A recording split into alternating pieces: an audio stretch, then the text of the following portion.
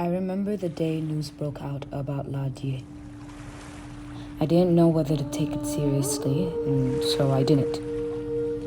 You described that day as the day when the dark cloud engulfed Haiti, as if there was a sinister energy waiting to take the souls.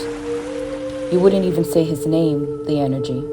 I thought it was Bahon, but as soon as that name came out from my lips, your clap, as loud as thunder, silenced me. Nighttime fell. The streets of Haiti, vibrant with colors and music, feathers and chants. It's Carnival season.